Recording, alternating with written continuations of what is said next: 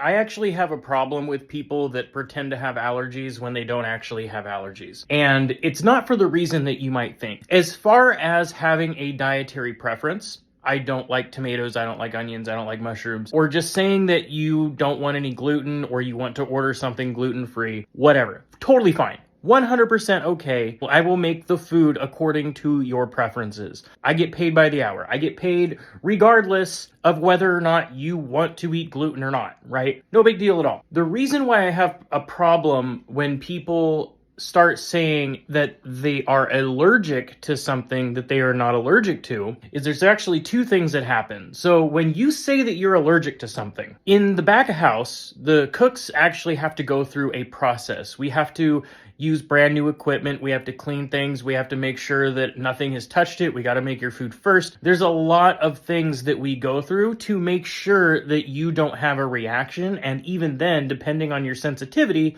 it's not a 100% guarantee. We try very hard to accommodate anybody that has an allergy because we want them to have a good experience, right? We want them to be able to go out with their family and not have to worry about dying. What happens is when you fake an allergy, it puts extra pressure on the kitchen, especially if it's a busy night. It puts pressure on the cooks who are already probably getting their ass kicked to turn out this food. And they are already stressed out, already pissed off. We want to accommodate allergens that are actually real. Okay, that's the first thing. The other reason why I don't like it when you fake your allergies is because after a while, cooks start to get complacent. They start to get jaded and they start to get pissed off. Let's take the gluten thing as an example. One of the people that worked in the restaurant that I was the executive chef of, they had a real gluten intolerance to the microgram, right? They couldn't be in the kitchen when we were making dough. They had to stay out in the dining room. And eventually her sensitivities were so extensive, she had to quit. So that's a real gluten intolerance. Now, when people come in and they fake having a gluten intolerance when they don't actually have one, and obviously if you're one of those people that's going to try and clap back and tell me about how you actually do have a gluten intolerance, good. I'm not fucking talking about you. I'm talking about the ones faking it. So if you're faking it, I'm talking about you.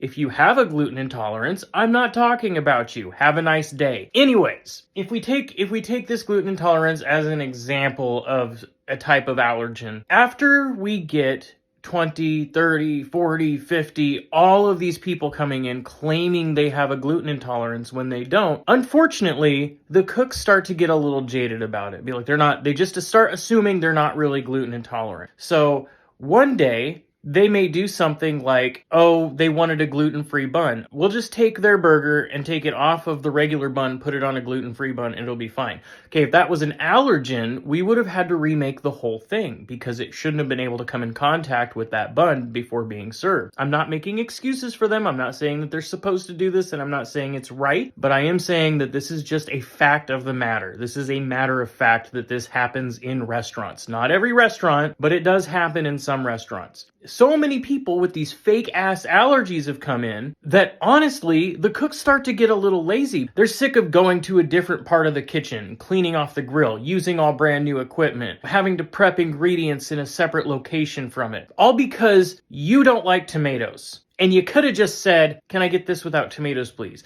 But instead, you came in and you lied about your fucking stupid ass allergy. Well, sometimes they accidentally put tomatoes on it anyway. So you know what you fucking do? You say, hey, this has tomatoes on it. I would like it without tomatoes on it. We're not gonna spit in your fucking food. We're gonna make it the way that you want it made. For the sake of people that actually have allergies and for the sake of the cooks, please stop faking your fucking allergies.